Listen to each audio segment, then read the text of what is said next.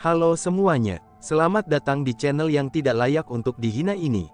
Sebelum kita mulai, atur posisi santainya, seruput kopinya, dan mari kita berkhayal.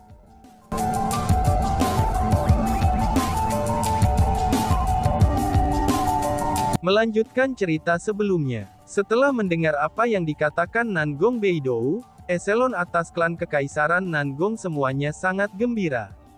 Mereka semua merasa bahwa Kekaisaran Nangong Imperial telah memperoleh sukses besar. Mereka berpikir bahwa immortal berambut salju takut pada mereka. Itulah sebabnya, dia menyerahkan Chu Feng kepada mereka. Dan seperti itulah bagaimana mereka berhasil membunuh Chu Feng. Chu Feng sudah mati, seru anak mereka. Namun setelah mendengar apa yang dikatakan Nangong Beidou, Nangong Tianlong dan 3 saudara kandungnya semua terkejut. Ekspresi mereka menjadi sangat tidak wajar.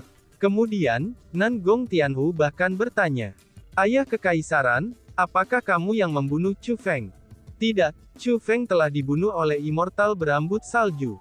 Immortal berambut salju mengatakan bahwa, Chu Feng bukan muridnya sama sekali. Saat itu, dia hanya menyelamatkan Chu Feng karena dia tertarik padanya. Pada hari yang sama dia menyelamatkan Chu Feng, dia telah melakukan percobaan pada Chu Feng. Eksperimen miliknya gagal, dan Chu Feng meninggal dalam prosesnya. Kami sudah memeriksa waktunya. Ternyata saat kematian Chu Feng yang dinyatakan oleh immortal yang berambut salju, itu secara kebetulan adalah saat ketika formasi spiritual immortal alis putih kehilangan jejak Chu Feng. Dengan kata lain, Chu Feng benar-benar sudah mati. Immortal berambut salju itu tidak berbohong kepada kami. Selain itu, bagaimana mungkin formasi pelacakan immortal alis putih kehilangan efektivitasnya? Kata Nangong Beidou. Ayah Kekaisaran, itu tidak masuk akal. Itu sangat tidak mungkin. Kamu semua pasti telah tertipu oleh immortal berambut salju. Chu Feng jelas-jelas masih hidup, kata Nangong Tianhu. Apa yang kamu katakan? Seru Nangong Beidou. Setelah mendengar apa yang Nangong Tianhu katakan, Nangong Beidou, immortal beralis putih, dan ekspresi yang lainnya segera berubah. Ayah Kekaisaran, aku mengatakan bahwa Chu Feng masih hidup, dan immortal berambut salju pasti menipu kalian semua, ulang Nangong Tianhu.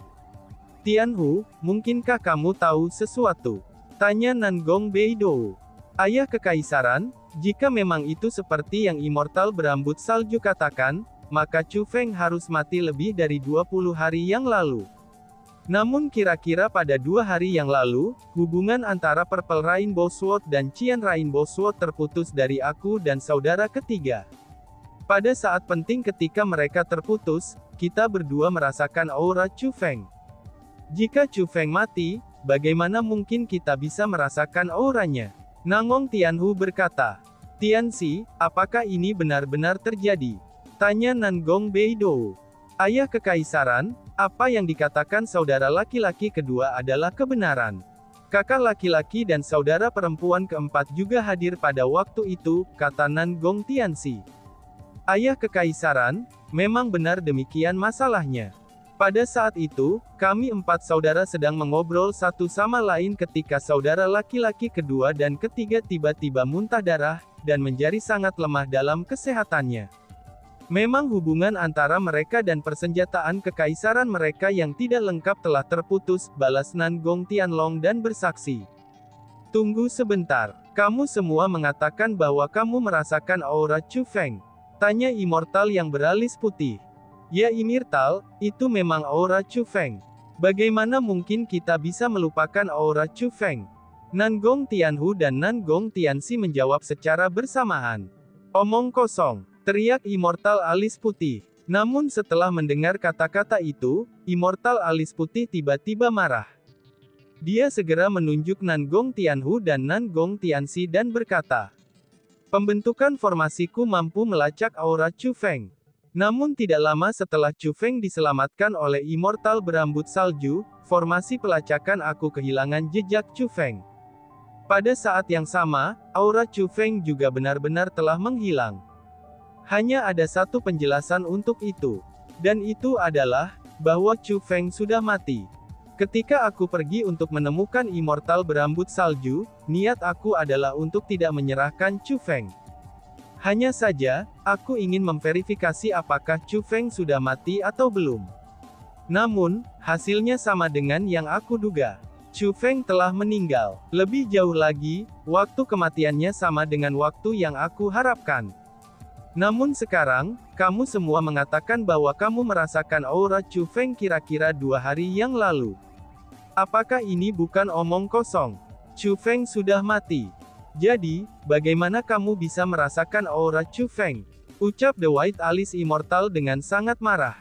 Alasan mengapa dia sangat marah adalah, karena dia yakin bahwa Chu Feng sudah mati. Jika tidak, formasi pelacakannya tidak akan dapat melacak aura Chu Feng. Namun Nangong Tianhu dan Nangong Tianxi menyatakan bahwa, mereka telah merasakan aura Chu Feng, dan bahwa Chu Feng yang memutuskan hubungan mereka dengan pedang pelangi Qian dan pedang pelangi ungu. Bagi immortal yang memiliki alis putih, deklarasi mereka hanya mempertanyakan kemampuannya.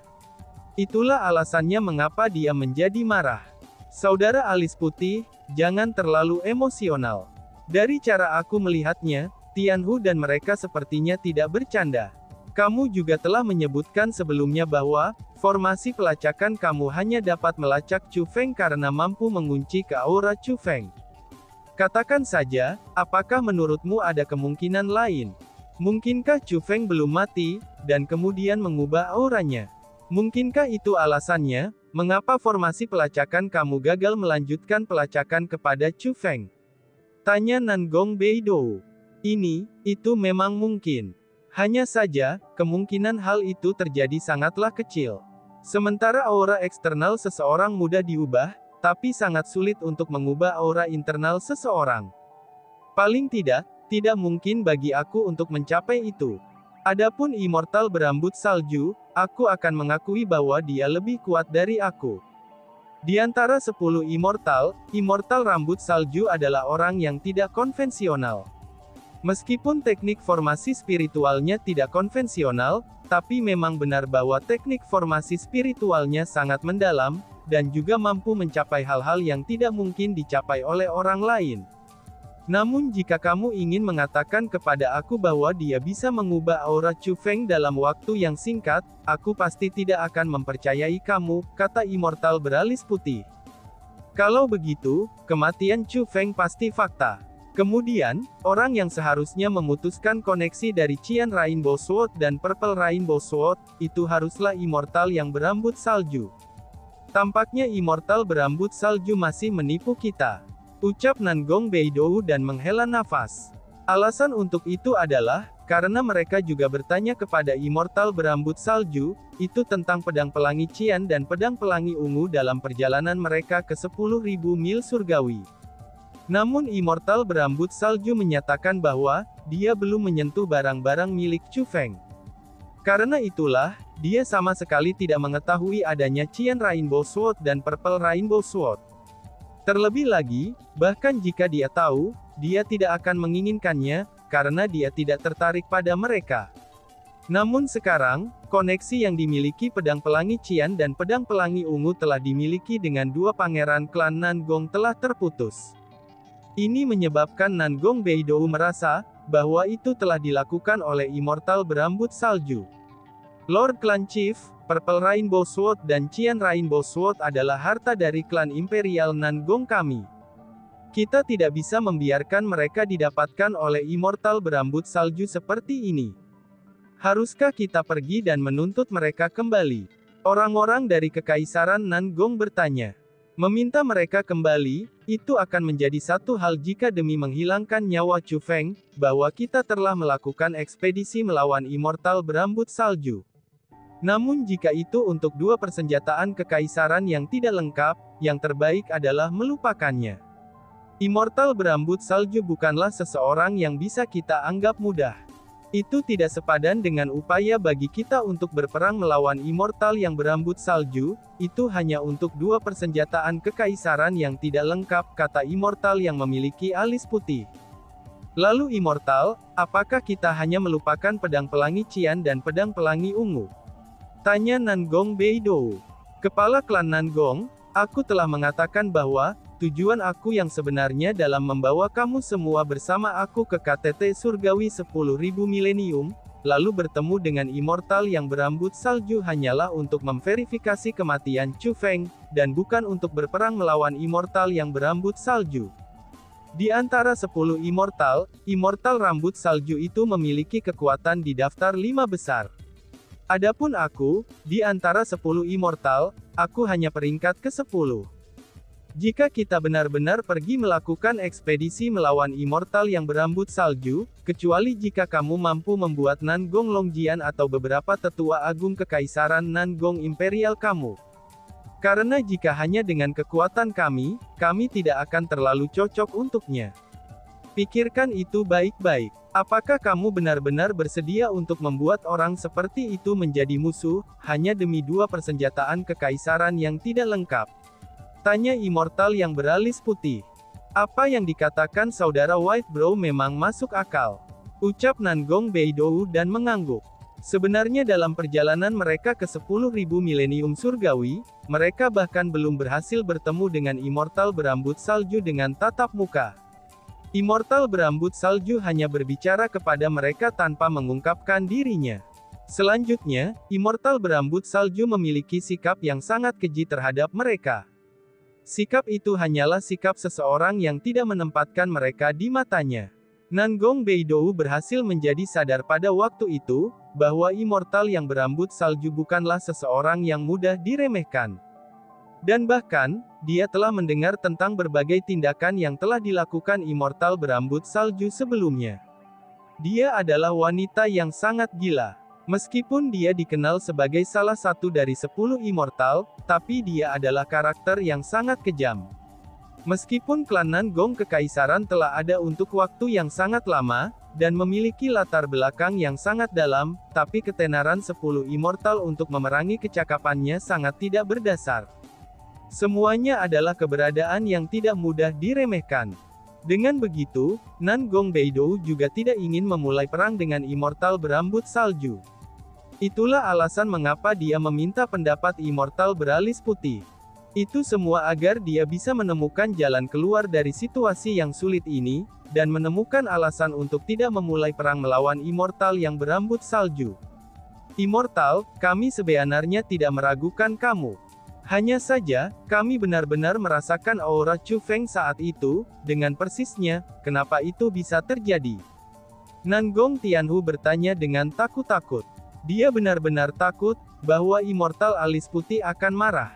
Namun di sisi lain, dia sangat ingin tahu mengapa dia merasakan aura Chu Feng. Mengapa alanya? Bukankah itu sudah jelas? Kamu dengan Qian Rainbow Sword, dan Purple Rainbow Sword dengan kakakmu telah direnggut oleh Chu Feng. Jadi, rasa takut pada Chu Feng telah tumbuh di hatimu. Kalian berdua terlalu khawatir, tentang Chu Feng benar-benar merampas pedang pelangi Qian dan pedang pelangi ungu sepanjang waktu. Jadi ketika koneksi antara Qian Rainbow Sword dan Purple Rainbow Sword terputus dari kalian berdua memiliki persepsi salah bahwa Chu Feng lah yang telah memutuskan koneksi. Namun, itu tidak lebih dari kesalahan persepsi saja, kata immortal yang memiliki alis putih. Tianhu, Tianxi, sebagai laki-laki, kalian berdua tidak perlu repot-repot dengan masalah kecil seperti ini. Kamu berdua harus cepat-cepat keluar dari bayangan Chu Feng. Karena jika tidak, bagaimana mungkin kamu bisa mencapai kebesaran di masa depan? Nangong Beidou berkata. Baiklah ayah, balas Nangong Tianhu dan Nangong Tianxi sambil mengangguk. Mereka tidak berani menentang apa yang dikatakan ayah kekaisaran mereka. Setelah itu, Nangong Beidou mulai mendiskusikan beberapa masalah dengan yang lainnya, dan mengumumkan bahwa mereka akan mengeluarkan poster buronan untuk Chu Feng. Setelah diskusi selesai, immortal alis putih dan sisanya pun pergi. Namun, Nangong Beidou menyuruh keempat anaknya untuk tetap tinggal. Setelah immortal beralis putih pergi, Nangong Tianlong bertanya, "Ayah kekaisaran, apakah Chu Feng benar-benar sudah mati?" Tanya Tianlong. Dia seharusnya sudah mati. Bahwa Chu Feng benar-benar disayangkan telah bertemu dengan immortal berambut salju. Dia adalah penyihir paling kejam dan tanpa ampun di antara 10 immortal, jawab Beidou. Setelah mengucapkan kata-kata itu, Nangong Beidou tersenyum. Itu sudah jelas, dia sangat senang setelah mengetahui bahwa Chu Feng telah mati. Tapi ayah kekaisaran, jika apa yang immortal berambut salju katakan adalah kebenaran, bukankah itu berarti bahwa pendukung Chu Feng belum muncul? Jika Chu Feng mati, orang itu pasti akan menyerang klan kekaisaran Nangong kami. Kita tidak bisa menurunkan penjagaan kita, kata Nangong Tianlong. Tianlong, kamu memang sudah dewasa. Sekarang cara berpikir kamu sangat menyeluruh. Aku sudah memikirkan hal-hal itu. Klan kekaisaran Nangong kami mengeluarkan poster buronan Chu Feng, itu karena kami tidak takut padanya. Jadi, jika orang di belakangnya berani datang ke rumah kami, itu akan lebih baik. Kami akan dapat menghilangkan masalah di masa depan. Namun seperti kata pepatah, mudah untuk menghindari tombak di tempat terbuka, tetapi sulit untuk menghindari tusukan dalam gelap. Namun yang paling aku takuti bukanlah musuh terbuka, melainkan musuh bayangan yang akan menyerang kita dengan trik kotor. Untuk mencegah itu, aku akan menyebarkan berita agar semua orang tahu, bahwa immortal berambut saljulah yang telah membunuh Chu Feng. Jadi, jika memang ada seseorang di belakang Chu Feng, orang itu kemungkinan akan mencari immortal berambut salju terlebih dahulu. Karena bagaimanapun, itu adalah kebenaran bahwa immortal berambut saljulah yang telah membunuh Chu Feng, kata Nangong Beidou. Saat Sandpiper berkelahi dengan kerang, nelayan akan menangkap keduanya. Ayah kekaisaran benar-benar bijaksana, puji Tianlong. Setelah mendengar kata-kata itu, Nangong Tianlong dan yang lainnya mulai mengungkapkan kekaguman mereka. Hanya saja ayah kekaisaran, aura yang kami rasakan benar-benar bukan salah persepsi. Kami merasakan aura itu dengan pasti. Jika kamu tidak percaya, kamu bisa pergi dan tanyakan saudara ketiga, kata Nangong Tianhu. Ayah kekaisaran, apa yang dikatakan saudara kedua adalah kebenaran. Nangong Tianxi juga mengatakan dengan ekspresi penuh tekad. Tianhu, Tianxi, lupakan masalah ini. Bahkan jika apa yang kalian berdua rasakan adalah nyata, itu tidak selalu berarti bahwa Chu Feng belum mati. Mungkin immortal berambut salju sengaja melepaskan aura Chu Feng, itu sebelum dia memutuskan koneksi untuk bermain dengan kami. Hal ini sudah diselesaikan, dan jangan memikirkannya lagi. Kamu berempat telah tinggal di klan untuk beberapa waktu sekarang. Karena sekarang Chu Feng telah mati, aku akan membiarkan kalian semua keluar. Beberapa hari yang lalu, bukankah klan Dongfang Imperial mengundang generasi muda dari 3 klan Imperial lainnya ke Mooncloud City, untuk bertukar pointer satu sama lain dan menentukan yang terkuat dari generasi muda di antara 4 klan Imperial? Karena aku sudah memikirkannya, dan pada akhirnya aku merasa sebaiknya kamu semua pergi ke sana. Jika kalian semua tidak pergi, aku khawatir kita akan diejek oleh 3 klan imperial lainnya, kata Nangong Beidou. Terima kasih ayah kekaisaran, balas Tianlong. Mendengar kata-kata itu, Nangong Tianlong dan yang lainnya sangat gembira. Mereka ingin mengalami kekuatan generasi muda dari 3 kekaisaran lainnya, itu untuk beberapa waktu dari sekarang. Hanya saja, karena masalah tentang Chu Feng, mereka memiliki kebebasan mereka dibatasi, dan tidak dapat pergi ke sana. Tentu saja, mereka berempat akan sangat gembira jika mengetahui bahwa mereka diizinkan untuk menjalankan urusan mereka sekarang. Tapi harus ingat, jangan memalukan klan kekaisaran Nangong kita. Meskipun aku tidak menuntut kamu semua menjadi yang terkuat, tapi kamu tidak boleh menjadi yang terlemah, kata Nangong Beidou. Kami tidak akan berani mengecewakanmu ayah kekaisaran. Keempat bersaudara itu berkata bersamaan dengan ekspresi percaya diri, dan juga kegembiraan di wajah mereka. Dini hari berikutnya, Chu Feng mulai mengatur teknik rahasia. Teknik rahasia ini sangat sederhana, dan itu hanya penghalang defensif. Penghalang defensif ini bukan penghalang defensif formasi spiritual biasa.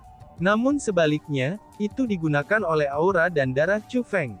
Ini menyebabkan penghalang pertahanan ini muncul persis seperti Chu Feng.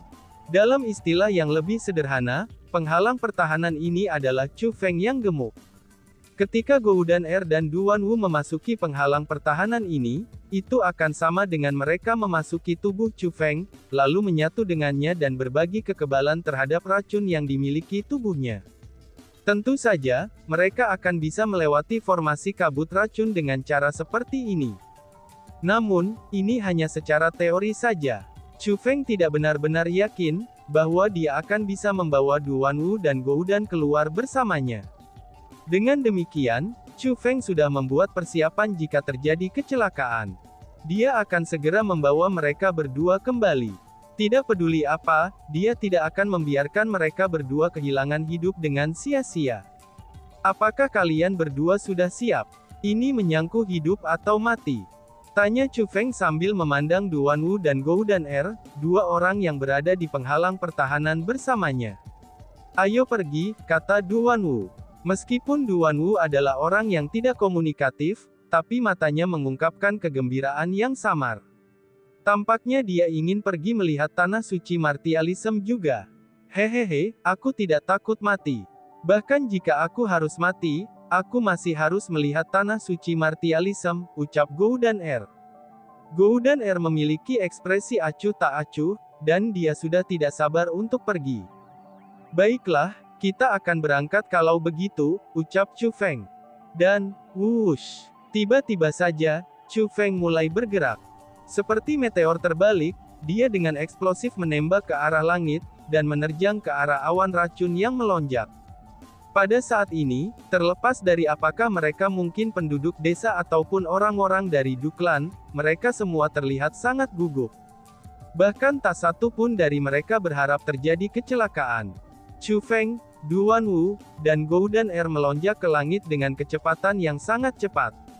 Segera, mereka telah melewati lapisan kabut racun dan mencapai bagian luar lembah beracun.